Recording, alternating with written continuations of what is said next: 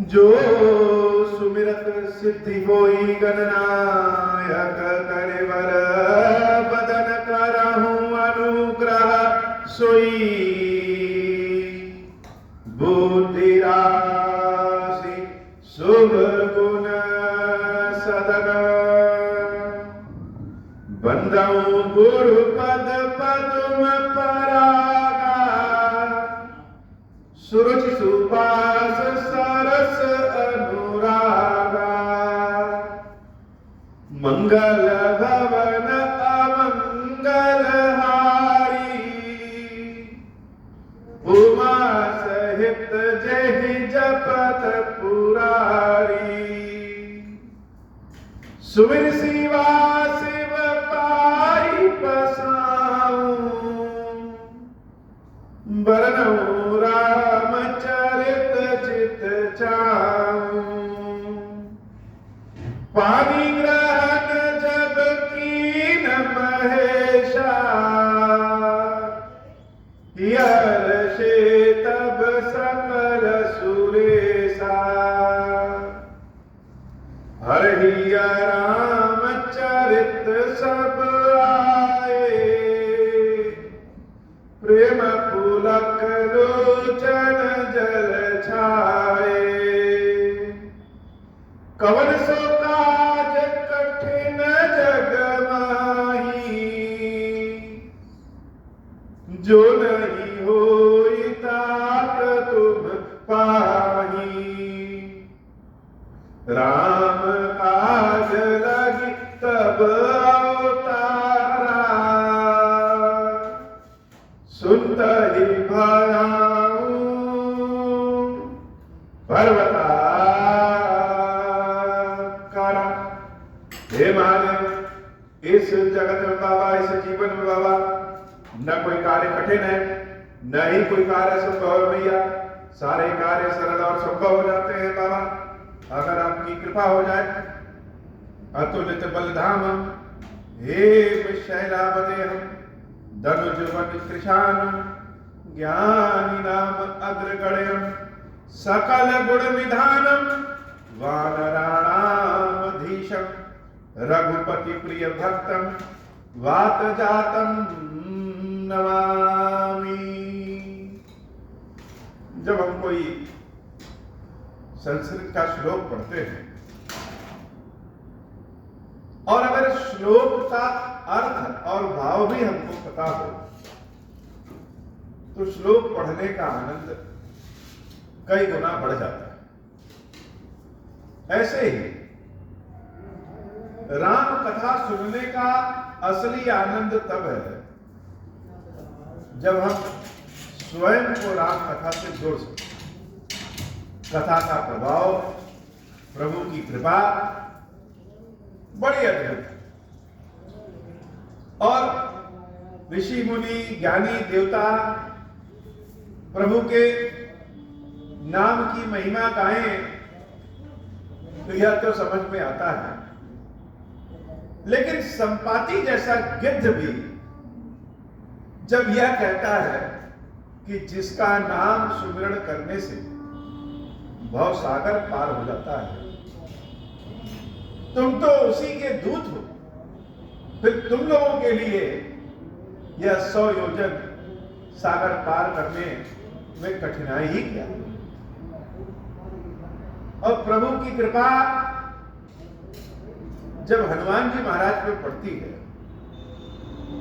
तो हनुमान जी महाराज अतुलित बलधामम के स्वरूप में कनक भूधरा काग शरीरा जामवंत जी के द्वारा उनकी शक्ति जब याद दिलाई जाती है और यह जामवंत जी कहते हैं कि राम काज लगी तब अवतारा, कि प्रभु श्री राम के काम के लिए ही आपने अवतार लिया।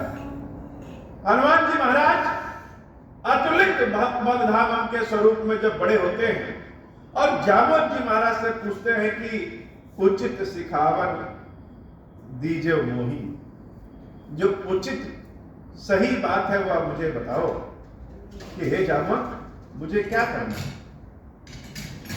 जामवंत जी महाराज कहते हैं हे नाथ, हे तात, आप लंका जाइए और सीता जी की सुधि लेकर के आ जाइए। उसके बाद जो भी करना है भगवान श्री राम स्वयं करेंगे। सारे बानरों के साथ लंका जाएंगे और देवी सीता को लेकर के आएंगे। हनुमान जी महाराज के जब अंदर प्रभु श्री राम की कृपा प्राप्त होती है तो उनका बल इतना बढ़ जाता है कि उस बल को भी प्रभु को ही संभालना पड़ता है। सिंधु तीर एक भूधर सुंदर, कौतुक तू कूद चढ़ेवता ऊपर, बार बार रघुवीर संभारी। किसी व्यक्ति को अथाह धन संपत्ति मिल जाए, अथाह बल मिल जाए, वह अपनी संपत्ति को, अपने बल को, अपनी बुद्धि ज्ञान को खुद ही नहीं संभाल पाता। उस समय भी प्रभु की कृपा की आवश्यकता होती है। हनुमान जी महाराज के पास जब बल मिला, वह खेल खेल में एक पर्वत था, सुंदर पर्वत, उस पर्वत के ऊपर दौड़ करके चढ़ जाते हैं। और बाबा कहते हैं देवी हनुमान को तो इतना बल मिल गया कि उनके बल को संभालने के लिए रघुवीर की कृपा मिल रही है। बार बार रघुवीर संभाल तर के पवन तनय बल भारी। इतना बल हनुमान जी महाराज के पास हो गया है। और जिस पर्वत पे वह चढ़ करके कूद करके खड़े हुए, एक छलांग जब वहां से लगाते हैं, इतनी तीव्रता से छलांग लगाते हैं कि हनुमान जी तो आसमान में उड़ने लगते हैं, लेकिन उनके छलांग के नाते उनके पैरों से जो बल उस पर्वत पे पड़ा, वह पर्वत पाताल में चला। और लंका के लिए हनुमान जी महाराज प्रस्थान कर जाते हैं। तो लंका के लिए क्या हनुमान जी गए? बाबा कहते हैं देवी यह हनुमान भले हैं, लेकिन वास्तव में हनुमान राम जी के अमोघ बाण के रूप में है। हमने नारायणास्त्र सुना होगा, पाशुपतास्त्र सुना होगा, आग्नेयास्त्र सुना होगा, ब्रह्मास्त्र सुना होगा। इन सबके लक्ष्य को भेदने में कोई शंका नहीं, लेकिन बाण में आज भी हम कहते हैं कि राम बाण। राम बाण का मतलब अमोघ, जो कभी चूकता नहीं। वही अमोघ राम बाण के रूप में श्री हनुमान जी महाराज आसमान में उड़ते हुए लंका की ओर प्रस्थान कर गए। जिमि अमोघ रघुपति कर बाना, यही भांति चले हनुमान। बड़ा अद्भुत दृश्य है। किसी से कहिए कि बानर उड़ते हुए जा रहा है तो कोई मानेगा? अरे बंदर तो एक डाल से दूसरे डाल पे, दूसरे से तीसरे डाल पे उछल कूद कर सकता है। यही तो प्रभु की कृपा है। असंभव कार्य भी संभव होता है। हनुमान जी महाराज जब आसमान में उड़ते हुए लंका की ओर चल दिए तो अपनी मस्ती में मस्त है, प्रभु श्री राम के धुन में मस्त हैं और स्वयं सोच रहे हैं कि प्रभु का काम मिला है तो हम प्रभु के नाम की मर्यादा को बनाए रखते हुए भगवान के कामों को करते।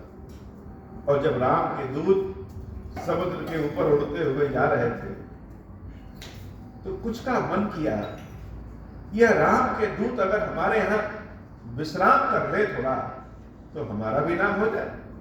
जैसे कोई बहुत बड़ा व्यक्ति अगर कहीं जाए, कोई सिद्ध महात्मा अगर कहीं जाए और किसी के घर रुक जाए तो जिसके घर रुके उसकी भी महिमा बढ़ जाती है।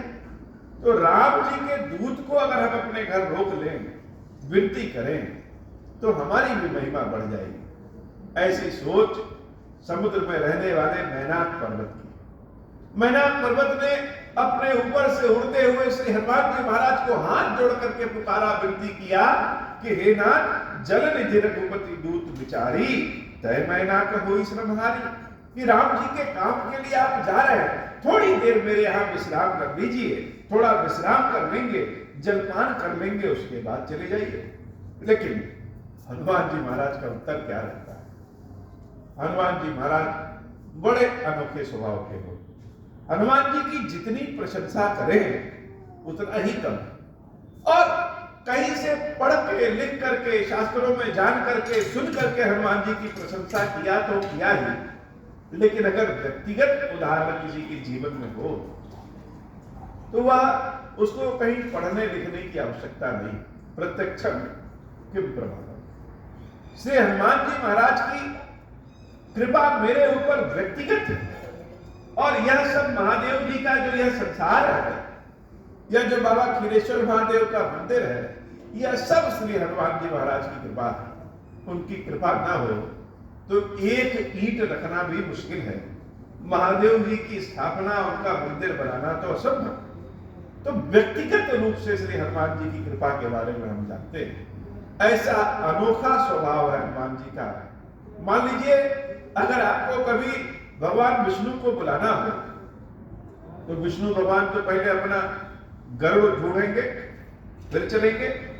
शिव जी को बुलाना हो तो बाबा भी अपना वृषभ नंदी महाराज को ढूंढेंगे। लेकिन अगर हनुमान जी को बुलाना हो तो हनुमान जी महाराज को किसी वाहन की आवश्यकता नहीं, वह स्वयं में ही वाहन है। जो काम प्रभु श्री राम भी एक बार के लिए सोचे, वह काम राम जी की कृपा से हनुमान जी महाराज के लिए चुटकियों में हो जाता है। इसीलिए हनुमान जी महाराज को क्या कहते हैं? सकल गुण निधान। ऐसे हनुमान जी की प्रशंसा जितनी की जाए और जितनी सुनी जाए उतना ही कम।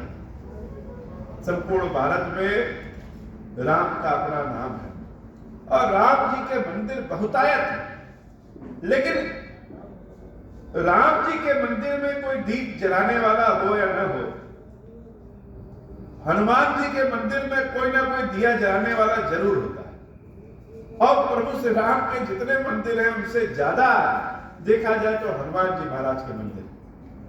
यह भगवान की भक्त के ऊपर कृपा है।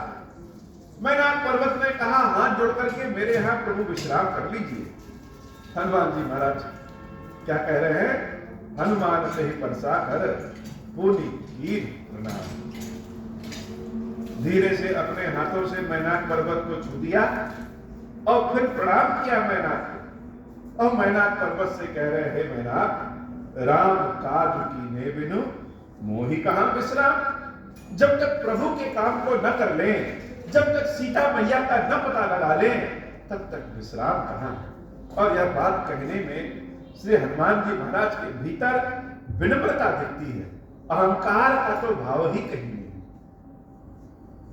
समूचे राम कथा सुनाने का अपना आनंद है, लेकिन जब हम श्री हनुमान जी महाराज की कथा किष्किंधा कांड से और सुंदर कांड के भाग तक सुनाते हैं तो जैसे लगता है कि हमारी वाणी बहुत तेजी से चल रही है। क्योंकि हनुमान जी महाराज की कथा जब सुनाइए और अपनी आंखों को, दृष्टि को बंद कर लीजिए और हनुमान जी महाराज अपनी आवाज में अपने भीतर समाहित हो जाते हैं तो एक अलग सा उत्साह आ जाता है, कथा सुनने में भी और कथा कहने में भी। राम कथा सुनने का असली आनंद तब है जब हम स्वयं को राम कथा से जोड़ लें। हम यह सोचे कि हमारे अनेक जन्म हुए हैं, हो सकता है कि पिछले जन्म में मैनाक पर्वत हम ही हो, जहां अपनी आंखों से देख रहे हैं कि हनुमान जी महाराज जा रहे हैं और हम उनसे विनती कर रहे हैं कि नाथ आइए थोड़ा सा विश्राम कर लीजिए, और उन हनुमान जी महाराज का स्पर्श मिल गया। क्या भाव है! राम जी के दूत का अगर स्पर्श मिल जाए, राम जी के दूत का अगर उत्तर मिल जाए तो कृपा ही कृपा है। या हम यह सोचे कि जो प्रभु जा रहे हैं, जो हनुमान जी महाराज जा रहे हैं, हम अपनी दृष्टि को जब बंद कर ले तो दृष्टि में वह कथा सुनाई नहीं दे रही है, कथा सुनने के साथ कथा दिखाई भी रही है। और ये हम देख रहे हैं हनुमान जी महाराज की द्रुत गति से, तेज गति से, मस्त भाव में राम राम राम राम कहते हुए चले जाए। सबकी निगाहें, सबकी दृष्टि कहां? हनुमान जी महाराज। क्यों? क्योंकि हनुमान जी महाराज जो काम करने जा रहे हैं उस काम से सिर्फ हनुमान जी का फायदा नहीं है, उस काम से तो समस्त जगत का फायदा है। अगर हनुमान जी अपने कार्य में सफल हुए, देवी सीता को ढूंढने में सफल हुए, तो यह समूचे बानर जाति की उपलब्धि होगी, सभी पशुओं की उपलब्धि होगी। और यही नहीं, अगर हनुमान जी महाराज अपने कार्य में सफल हुए तो यह रामचंद्र जी के भी यश कीर्ति को बढ़ाएगा, देवताओं को भी आनंद देगा कि सीता मैया का जब पता चल गया है तो अब रावण का वध होने वाला है। तो जिसके कार्य से समूचे समाज का लाभ होना हो, उसके कार्य पे समूचे समाज की दृष्टि भी तो बन जाएगी। हनुमान जी महाराज पे देवताओं की दृष्टि बन गई और देवताओं के मन में तो सदैव शंका रहता है, पता नहीं काम होगा या नहीं होगा। क्यों? क्योंकि काम होने से ही देवता है और काम नहीं होगा तो समझ लीजिए कि देवताओं का नाश संभव है। रावण का जितना तेजी से विकास होगा उतना ही देवताओं का नाश होगा। तो हनुमान जी महाराज के सफल और असफल होने में समूचे विश्व का कल्याण और विनाश लिखा हुआ। अगर हनुमान जी महाराज सफल हैं तो समूचे विश्व का कल्याण है और नहीं सफल हुए तो समूचे विश्व को दुख भोगना पड़ सकता है। लेकिन इन सारे कर्म बंधन से मुक्त होकर के श्री हनुमान जी महाराज राम राम का गुणगान गाते हुए जैसे उड़ते हुए चले जा रहे हैं। जान पवन सुत देवन देखा, जाने कहूं बल बुद्धि विशेषा। लंका में जाकर के सीता जी का पता लगा देना यह कोई खेल का काम तो है नहीं। बड़े बड़े लोग तक, यहां तक कि जो यमराज सबके प्राणों को छीन लेते हैं वह यमराज भी रावण के समक्ष नतमस्तक हो जाते हैं। वह यमराज भी रावण को युद्ध में हरा नहीं पाते और सिर्फ युद्ध में ही नहीं, किसी भी क्षेत्र में कोई रावण को पराजित ही नहीं कर पाता है। और आज उस रावण की लंका में एक बानर जा रहा है। तो जहां बड़े बड़े देवता लोग फेल हो गए, ऋषि मुनि लोग फेल हो गए, क्या बानर सफल हो सकता है? रावण को परास्त करने के लिए, लंका में प्रवेश करने के लिए विशेष बुद्धि बल की आवश्यकता है। हनुमान जी महाराज के पास वह विशेष बुद्धि बल है कि नहीं, जाने कब बल बुद्धि विशेष। अब है कि नहीं, इसके लिए तो परीक्षण करना पड़ेगा। कैसे परीक्षण करें? देवताओं ने सांपों की माता, नागों की माता देवी सुरसा को भेजा। कहा, हे देवी सुरसा, आप जाइए, हनुमान जी की बुद्धि परीक्षण करिए, बल परीक्षण करिए, कौशल परीक्षण करिए कि हनुमान जी के अंदर वह विशेष बल बुद्धि है कि नहीं। सुरसा नाम अहिन कह माता, पठेन आई कही ही बाता। देवी सुरसा जिस मार्ग से हनुमान जी महाराज उड़ते हुए जा रहे हैं उस मार्ग में ही, बीच में ही हनुमान जी के समक्ष बहुत विशाल स्वरूप में खड़ी और हनुमान जी महाराज को देख करके कह रही है, वाह वाह, आज सुरन मोही दीन था। इस समुद्र के बीच में तो भोजन मिलता नहीं, कोई पशु पक्षी उड़ता नहीं, और यह तो बड़े चमत्कार की बात है कि हम एक बंदर को उड़ते हुए देख रहे हैं। यह कैसे उड़ रहा है, कौन उड़ा रहा है, क्यों उड़ रहा है? तो बात यह समझ में आई कि आज सुरन मोही दीन आहार। लगता है देवताओं ने मुझे आज आहार दिया है कि इस बंदर को खा करके हम अपनी क्षुधा को शांत करें, भूख को शांत करें। सुनत वचन कहा पवन तुम्हारा। यह बात जब देवी सुरसा ने कहा, राक्षसी के वेश में आई है रूप बदल के। हनुमान जी महाराज तो बड़े चतुर हैं। हनुमान जी महाराज को पता है कि किसको मारना है और किसको नहीं मारना, किसको ज्यादा मारना है, किसको कम मारना है, किसको प्रणाम करना है, किसके यहाँ बुद्धि लगाना है। यह हनुमान जी महाराज को सब पता है, क्योंकि राम जी की सेवा के लिए क्या चाहिए? सकल गुण निधान, सारे गुण होने चाहिए। अब प्रभु जब कृपा करेंगे तो बल भी दे देंगे। देवी सुरसा के इस बात को सुन करके हनुमान जी महाराज सुनत वचन कह पवन तुम्हारा, कह रहे हैं, राम काज करि फिर मैं आवऊं, सीता कई सुधि प्रभु सुनाओ।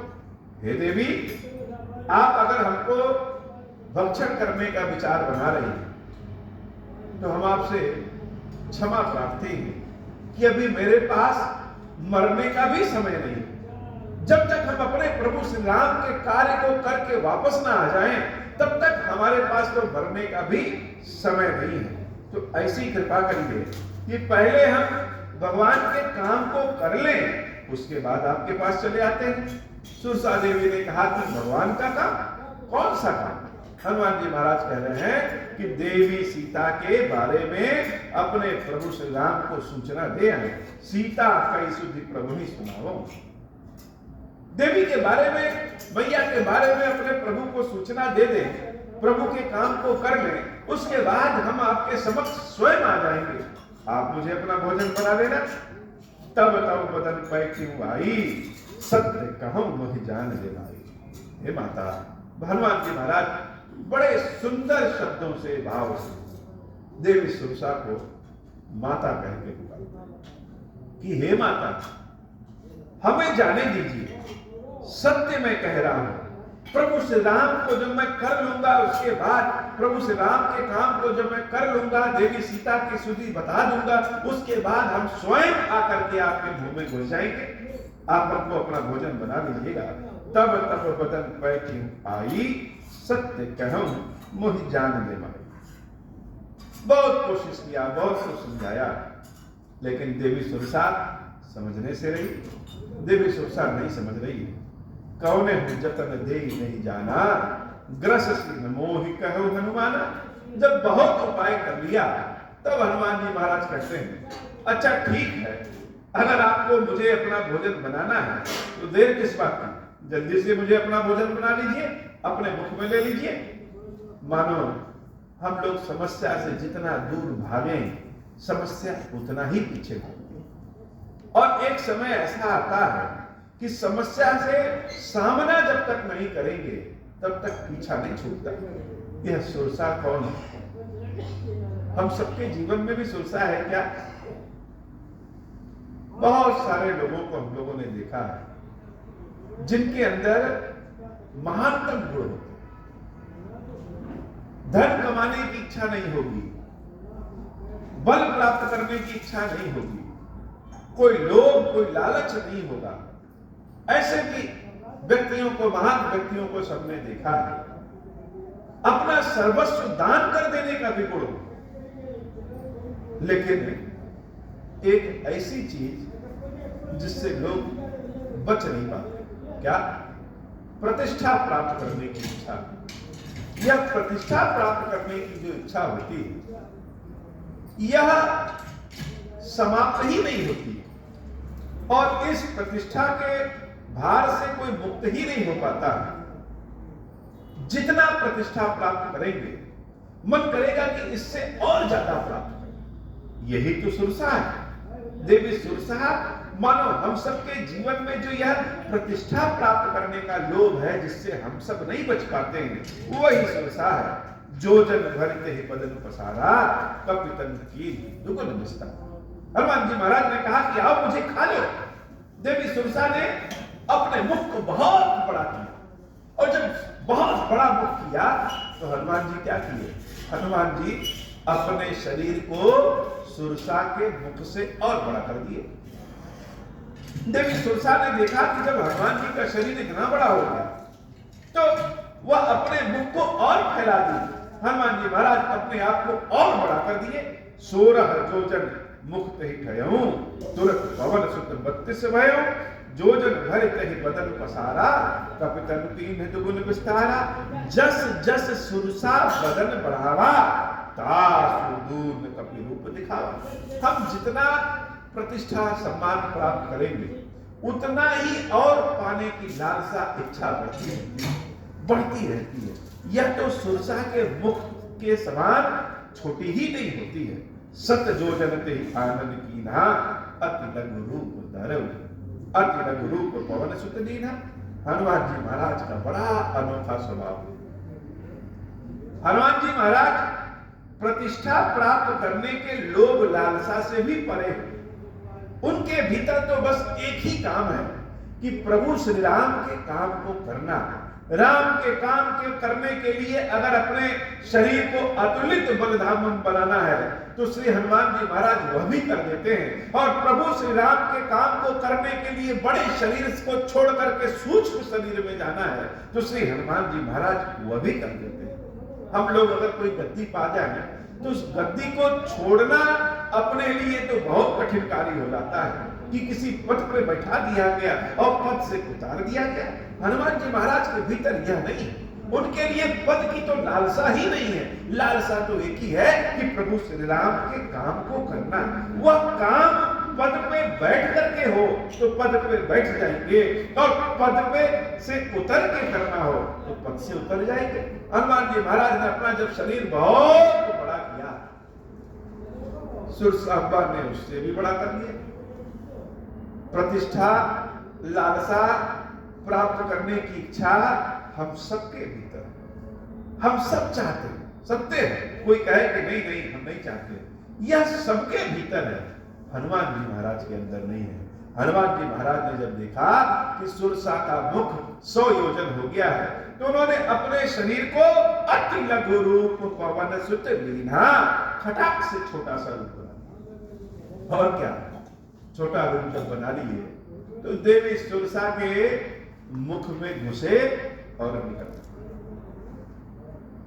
यही इसी को तो कहते हैं सकल गुण निदानम, ज्ञानी नाम अग्रगण्य।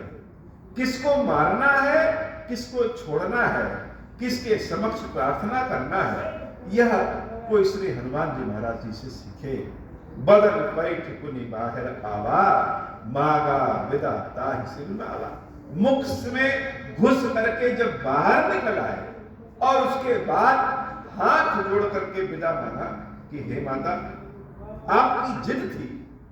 हर व्यक्ति की अपना एक ईगो होता है, अपना एक जिद होता है, और जिद से परे नहीं हो पाते। जब तक उसका जिद शांत ना हो, उनका ईगो शांत ना हो, तब तक व्यक्ति अपने काम में अड़ा रहता है।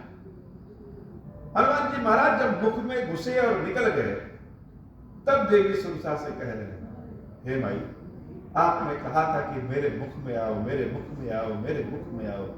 हम आपके मुख से निकल भी आए, मुख में घुसे और निकल आए। आपकी मर्यादा, आपकी प्रतिष्ठा बनी रहे। अब आपसे विनती करके हम विदा मांगते हैं कि मुझे जाने दीजिए। प्रभु श्री राम के काम को जब तक हम कर नहीं लेंगे, तब तक चैन नहीं मिलेगा। मोहि सुरन जही लागी पठावा। सुरसांबा बड़ी गदगद हो गई और हनुमान जी महाराज के ऊपर ऐसा गदगद हुई कि हनुमान जी महाराज को आशीर्वाद देने लगे। मंगल भवन अमंगल हारी, उमा सहित जही जपत पुरारी, मोहि सुरन जही लागी पठावा, बुद्धि बल मरमु तोर मैं पावा। हे हनुमान, मुझे तो देवताओं ने भेजा था तुम्हारी परीक्षा करने के लिए, और तुम्हारे बुद्धि बल के बारे में हम सब कुछ जान गए। बुद्धि बल मरम तोड़ में पावा, इसलिए मेरा आज यह हृदय गदगद है और मैं तुमको आशीर्वाद देती हूं। प्रभु श्री राम के काम को जब करने निकलेंगे, भगवान के काम को जब करने निकलेंगे, तो भगवान पहले ही व्यवस्था कर देते हैं। प्रभु के काम को करने के लिए हनुमान जी निकले और देवी सुरसा सबसे पहला आशीर्वाद हनुमान जी महाराज को देती है। ऐसा आशीर्वाद जिस आशीर्वाद को पाने के लिए लोग छटपटाते हैं, लेकिन वह पा नहीं पाते। और देवी सुरसा आशीर्वाद देने के लिए हृदय से दे रही है, उसकी इच्छा है कि हम आशीर्वाद दें। और आशीर्वाद क्या? राम काज सब करे हूं। हे हनुमान, आज से यह मेरा आशीर्वाद है कि जो काम करने के लिए प्रभु का तुम जा रहे हो, सिर्फ यही काम नहीं, राम काज सब करे हूं। जितने भी राम जी के काम हैं, मेरा आशीर्वाद है कि तुम सारे काम करो। जैसे हम कोई काम कोई शुरू किए हैं अभी काम पूरा भी नहीं किए हैं, लेकिन ऐसा मुझे वरदान मिल जाए कि आज के बाद जितने भी इस तरह के काम होंगे सारा ठेका तुमको।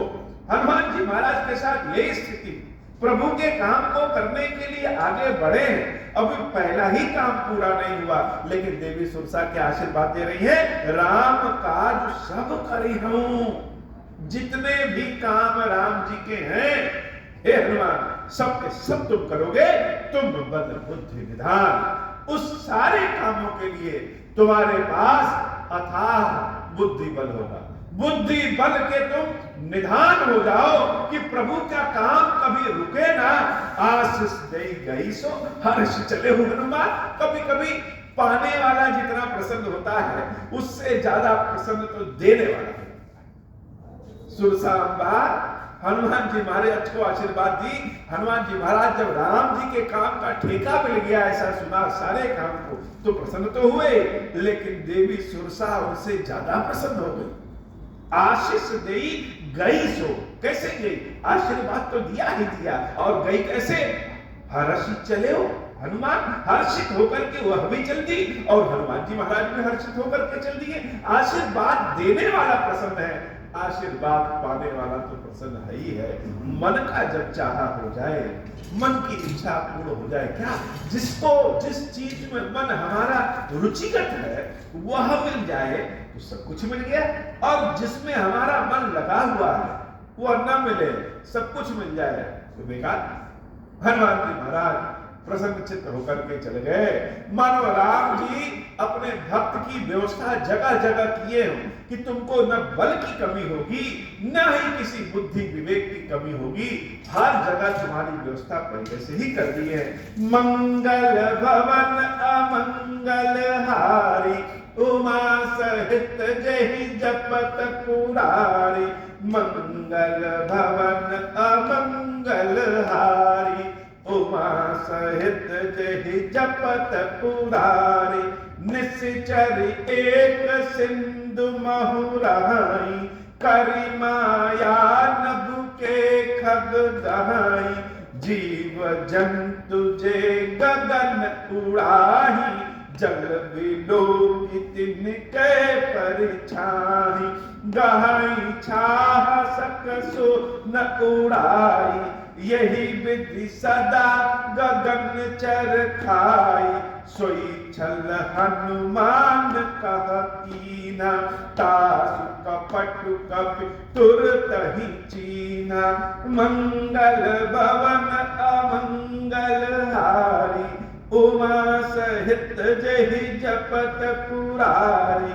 मंगल भवन अमंगल हारी, उमा सहित जहि जपत पुरारी। हनुमान जी महाराज जब हर्षित होकर के आशीर्वाद लेकर के वहां से उड़े, कुछ दूर गए तो समुद्र के जल के भीतर एक ऐसी राक्षसी रहती थी जो क्या करती थी, जो समुद्र के ऊपर से जितने भी पशु पक्षी जीव जंतु उड़ते हुए जाते थे, उनकी परछाई जब जल पे पड़ती थी तो उस परछाई के माध्यम से वह उन जीव जंतुओं को, पशुओं को पकड़ लेती थी। हनुमान जी महाराज जब उड़ते हुए जा रहे थे तो उस राक्षसी ने ऐसा माया फैलाया कि हनुमान जी महाराज को भी उन्होंने पकड़ लिया। हमने कहा ना, किसको मारना है, किसको छोड़ना है, किससे विनती करनी है, किसको कितना मारना है, हनुमान जी महाराज को सब पता है। देवी सुरसा को उन्होंने माई कहा कि हे माता मुझे जाने दो। हनुमान जी महाराज जैसे पहचानते हैं कि किसके साथ क्या करना है। और जब इस राक्षसी ने, सिंहिका ने हनुमान जी महाराज को पकड़ लिया तो हनुमान जी महाराज यहाँ विनती नहीं कर रहे, वो क्या किया, ताहि मारे मानव सुत वीरा, बारिद पार गए मत धीरा। एक गदे में उन्होंने उस सिंहिका राक्षसी का वध कर दिया। और उसके बाद कहां पहुंचे? पहुंचे लंका के किनारे।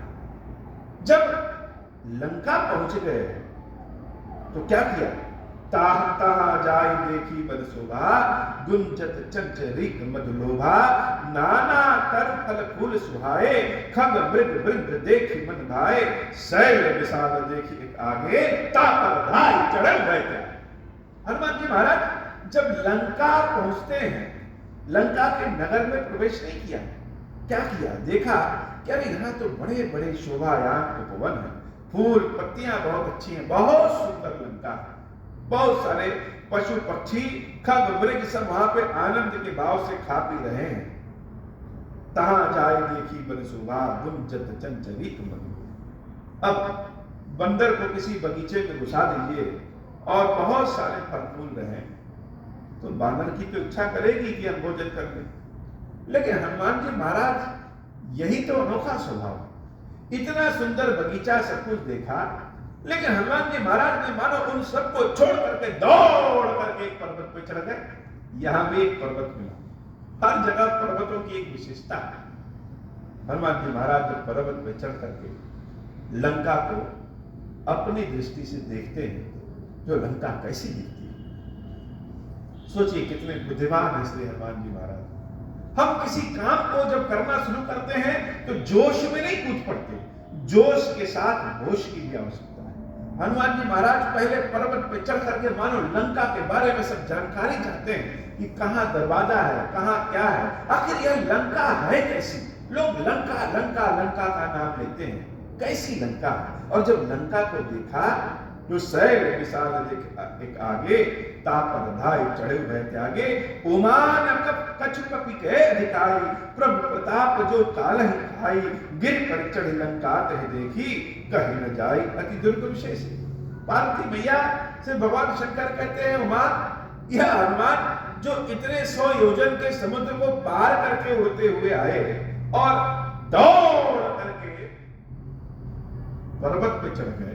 लोग सोचेंगे लाओ जरा जलपान करने सुस्ता लें, लेकिन ऐसा नहीं, हनुमान जी महाराज तो पर्वत पे चढ़ गए। तो जब पर्वत पे चढ़ गए, इस काम को असंभव ना समझो। राम जी की कृपा जिसके ऊपर हो जाए, उस व्यक्ति के लिए संसार का कोई कार्य भी असंभव नहीं है।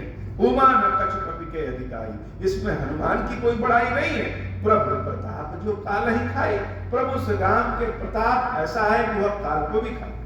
हनुमान जी महाराज समुद्र को लांघे कैसे, इसकी भी एक अपनी कथा है। कथा क्या, हम लोग रोज पढ़ते हैं कि प्रभु मुद्रिका वेद मुख माही, जलधि लांघी गए अचरज नाही। जब वहां से विदा ले रहे थे तो प्रभु श्री राम ने अपनी अंगूठी श्री हनुमान जी महाराज को दिया। अब बंदरों के पास कोई अपना जेब तो है नहीं कि किसी पॉकेट में रख ले, वो अंगूठी उन्होंने कहां रखा। बहुत तेजी से जब छलांग लगाए तो हाथ से वो अंगूठी छूट करके नीचे गिर गई, और जब नीचे गिर गई तो उस अंगूठी को फिर से ढूंढने लगे, ढूंढ रहे हैं और मिल नहीं रही। तो उसी समुद्र के बीच में मानो भगवान शंकर स्वयं एक ऋषि मुनि के वेश में है और हनुमान जी महाराज को जल से ढूंढ करके वो अंगूठी देते हैं। हनुमान जी महाराज फिर से छलांग लगाते हैं, अंगूठी फिर से नीचे गिर जाती। तो ऋषि मुनि से हनुमान जी महाराज पूछते हैं, इसको कहां रखें।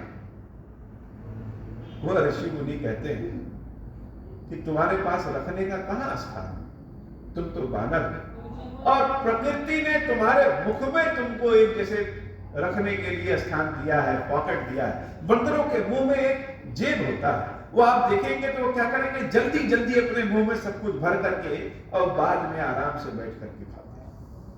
तो अपने मुख में रख लो। हनुमान जी महाराज कह रहे हैं, अगर अपने मुख में रख लिए तब तो यह झूठा हो जाएगा। वह महाराज कह रहे हैं, हे हनुमान, जो राम नाम तुम अपने मुख से निकालते हो वह भी तो झूठा हो जाता है। भगवान का नाम ऐसा है कि भगवान की कोई चीज झूठी हो ही नहीं सकती है। तब हनुमान जी महाराज उस मुद्रिका को, उस अंगूठी को अपने मुख में रखते हैं। प्रभु मुद्रिका मेरे मुख माही और जलधि लांघी गए अचरज नाही। भगवान राम के नाम की जो अंगूठी है, मुख में रखते ही इतनी शक्ति प्राप्त करते हैं कि जलधि लांघी गए अचरज नाही, अचरज ही नहीं होता है। वही भगवान शंकर कह रहे हैं, हे देवी उमा, उमा न कछु कपि के अधिक आई। ये मत सोचो कि एक बंदर समुद्र लांघ करके कैसे आ गया। प्रभु प्रताप जो काल ही खाई, राम जी का यह प्रताप है, काल को भी खा सकता है। हनुमान जी महाराज जब पर्वत पर चढ़ करके लंका को देख रहे हैं, गिर पर चढ़ी लंका तह देखी, कहीं न जाई अति दुर्ग विशेषी। उस दुर्ग के बारे में, लंका के बारे में क्या कहा है? मान लीजिए हम लोगों में से कोई अगर कहीं गया है, मान के चलिए कि हम सिंगापुर चले जाएं, न्यूयॉर्क चले जाएं, दुबई चले जाएं, लंका इन सारी जगहों से ज्यादा विकसित है, ज्यादा सुंदर है। अयोध्या से भी ज्यादा सुंदर, ज्यादा विकसित लंका। क्यों? क्योंकि अयोध्या में कोई विमान उतरने के लिए जगह नहीं है, अयोध्या में कोई विमान नहीं है, लेकिन लंका तो इतनी विकसित है कि लंका पे विमान है, लंका में चौड़ी चौड़ी सड़कें हैं, सब कुछ व्यवस्थित है, जो जैसा होना चाहिए वैसा है। सोने की लंका है, सब लोग जैसे तरसते हैं लंका के लिए। लेकिन जब हनुमान जी महाराज ने अपनी दृष्टि से कहीं न जाई अति दुर्ग विशेषी, गिर पर चढ़ी लंका तह देखी, जब अपनी दृष्टि से लंका को देखा तो लंका कैसी लगी? अति उतंग जल निधि चहुपासा, कनक कोट कर परम प्रकाशा। वह सोने की लंका बहुत चमकीली थी, बहुत प्रकाशित थी। लेकिन हनुमान जी महाराज की दृष्टि से लंका कैसी? मान लीजिए कि हमारे पास अपूर्व बहुत सारे सोना हो, तो हम तो सोने के लालची हैं, लेकिन एक बंदर को ही बिठा दीजिए और एक बहुत ढेर सारा सोना दे दीजिए और बहुत सारे फल अमरूद दे दीजिए, वह क्या लेगा? वह सोना पर उठा कर फेंक देगा, पहले फल अमरूद खाएगा। दृष्टि की बात है, किसकी महत्व क्या है? लंका को जब हनुमान जी अपनी दृष्टि से देखते हैं तो क्या देखते हैं? कनक कोट विचित्र मणिकृत, सुंदरायतना घना चहुहाट हाट सुबाट बीठी, चारुपुर बहुविधि बना, गजबाजी खाचर निकर पदचर, रथ बरूथनि को गने, बहुरूप निश्चर जूथ, अति बल सेन बरनत नहीं बने, बनबाग उपवन बाटिका सर, कूप बापी सोहई, नरनाग सुर गंधर्व कन्या, रूप मुनि मन मोहई, कमाल देह विशाल शैल, समान अति बल गरजही, नाना अखारे बिरही बहुविधि, एक एकन तरजही, कर जतन भट कोटिन विकट तन, नगर चहु दिसिरा छही, कहु महिष मानुष धेनु खर अज, खल निशाचर भक्षही, यही लागी तुलसी दास इनकी, कथा कछु एक है कहीं, रघुबीर सर तीरथ शरीरनि, त्यागी गति पई हई सही, मंगल रमन मंगलहारी, उमा सहित जहि जपत पुरारी। लंका तो बड़ी सुव्यवस्थित है, बड़ी सुंदर है, सोने से बड़ी चमकती हुई लंका। उस लंका में ऋषियों, मुनियों, देवताओं, गंधर्वों, सबकी जितनी भी सुंदर सुंदर कन्याएं थी, उन सबका हरण रावण कर लिया है। जहां जल होना चाहिए वहां जल, जहां सरोवर होना चाहिए वहां सरोवर, जहां वृक्ष उपवन होने चाहिए वहां वृक्ष उपवन, जहां जो संसाधन होने चाहिए, लंका पूरी तरह से विकसित थी। लेकिन भीतर क्या था? भीतर यह था कि असीमित सैन्य संख्या होने के बाद भी पाप से भरी पड़ी थी लंका। क्यों? कहीं कहूं महिष मानुष धेनु खर अज खल निशाचर भक्षण। जो राक्षस थे वह भैंसों का, गायों का, मनुष्यों का, ऋषियों का, मुनियों का, सबका भक्षण कर रहे थे। लंका देखने में तो बड़ी सुंदर थी, लेकिन सारे पापों से भरी पड़ी थी। अब ऐसी लंका का करना क्या चाहिए? हनुमान जी महाराज सोच रहे हैं कि ऐसी लंका को जला करके ही भस्म कर देना चाहिए। सोने की लंका को जला करके भस्म कर देना चाहिए। जिस जगह पे धर्म ना हो, जिस जगह पे राम का नाम ना हो, ऐसी जगह को तो जला देना ही उचित है, चाहे वह सोने की ही क्यों ना बने। दूसरा कोई होता तो सोने की लंका जब देखता है सोचता है कि लाओ काम करने तो आए ही है, जरा लंका भी टहल घूम ले और जरा लंका के कुछ दो चार सोने की ईंटें अपनी जेब में रख लेकर के चले जाए। लेकिन हनुमान जी महाराज का मन टिकता नहीं। हनुमान जी महाराज के मन में लालच, वैभव, लोभ, लालसा ये सब है ही नहीं। हनुमान जी ने जान लिया, सोच लिया कि ऐसी लंका को जला करके भस्म कर देना चाहिए। मंगल भवन मंगलहारी, उमा सहित जहि जपत मुरारी। पुर रखवारे देख बहु, कपि मन कीन विचार। अति लघु रूप धरौ निसी, नगर करौ पैसार। हनुमान जी महाराज सोच रहे हैं कि लंका में अब प्रवेश करना चाहिए, लेकिन प्रवेश कब करना चाहिए? प्रवेश ऐसे समय करें जब सारे लोग सो रहे हैं और हम धीरे से प्रवेश कर जाएं। हनुमान जी महाराज पुर रखवारे देखि बहु, कपि मन कीन विचार। अति लघु रूप धरौ निसी, नगर करौ पैसा। बहुत छोटा सा रूप बनाए। कैसा? पहले देवी सुरसांबा के मुंह में जाने के लिए लघु रूप बनाए और यहाँ पे अति लघु रूप, उससे भी छोटा रूप।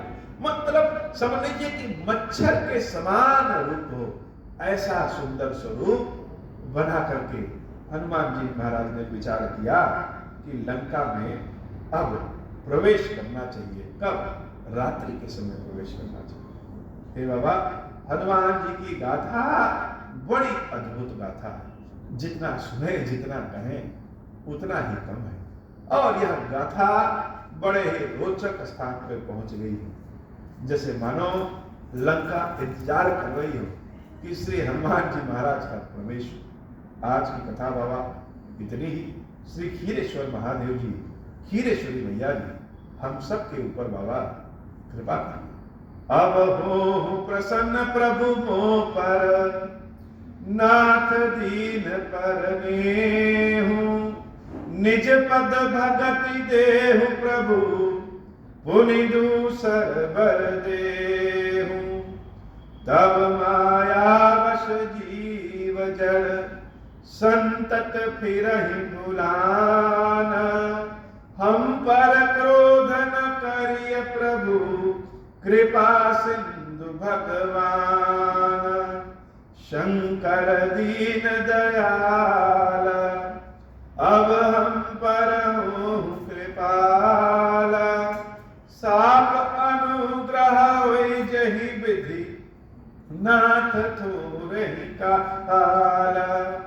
दीन दयाल बिरुद संभारी, हरहु नाथ मम संकट भारी। जहि विधि होई नाथ हित मोरा, करहु सुबेगी जानि दास मैं तोरा। राम काज लगी तब अवतारा, सुनतहि भयउ पर्वताकारा।